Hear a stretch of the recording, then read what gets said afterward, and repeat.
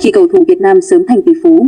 Hồi thế hệ vàng lứa Hồng Sơn, Huỳnh Đức, Công Minh, Hoàng đủ đồng lương ở câu lạc bộ chỉ vài triệu và lời hứa hẹn khi nghỉ đá bóng được vào ngành. Được công việc của cơ quan chủ quản chứ chẳng ai mơ đá bóng mà giàu. Ngay cả hai chữ thật đấy. Mà Hồng Sơn xé rào đi làm quảng cáo được trả vài giam USD là oách lắm rồi. Bây giờ thì lứa đàn em và lớp cháu của những Huỳnh Đức, Hồng Sơn béo lắm cũng có cái hợp đồng vài tỷ.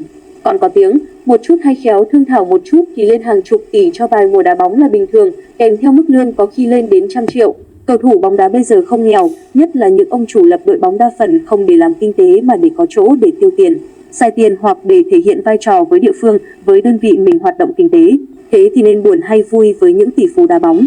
Mừng trước hết vì cầu thủ bấy giờ đã thoát nghèo, nhưng thú thật là lo với sự phú quý từ rổ nhà khác, chứ không phải từ lợi nhuận của câu lạc bộ mà cầu thủ khoác áo và có trách nhiệm bảo vệ màu cờ sắc áo. Đã có lần một nhà đài chất vấn tôi trong một phóng sự về tính truyền thống và về màu cờ sắc áo thì tôi thẳng thắn trả lời.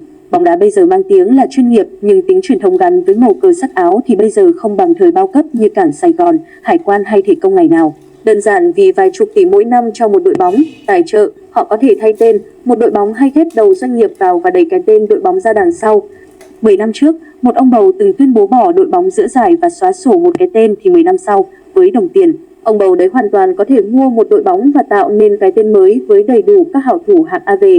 Hồi tháng 5, tháng 6 năm 2024, khi thị trường chuyển nhượng mới rục dịch thì rất nhiều bài báo đưa ra những cầu thủ hạng A sẽ xuất ngoại đi Thái Lan, đi Nhật Bản hay đi châu Âu, nhưng chỉ vài tháng sau thì tất cả đều hạ cánh ở một đội bóng mới thành lập đá giải hạng nhì trong hệ thống bóng đá Việt Nam.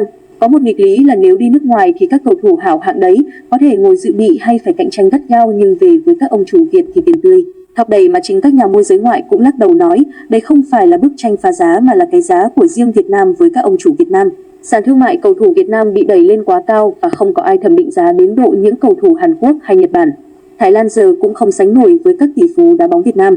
Có một thông tin thật thú vị đó là khi báo chí Việt Nam đang ca tụng cầu thủ ngôi sao Việt Nam này nọ sẽ đi Nhật Bản, Hàn Quốc hay châu Âu thì bình luận viên Quốc Khánh của VTV trong giờ vàng thể thao dám khẳng định sẽ không ai đi đâu cả mà chỉ là quanh quẩn. Cuộc đấu giá của 1 đến 2, ông bầu Việt Nam đang đổ tiền rất nhiều cho bóng đá mà không cần thu về. Kết quả vài tháng sau thì đúng là như vậy bởi hơn ai hết. Bình luận viên Quốc Khánh hiểu rằng việc đi Tây đi Tàu chỉ là một hình thức làm giá cho giá trị cầu thủ cao lên trước mắt như ông bầu. Và cũng có một điều mà những nhà làm bóng đá ai cũng biết nhưng phải chấp nhận làm ngơ.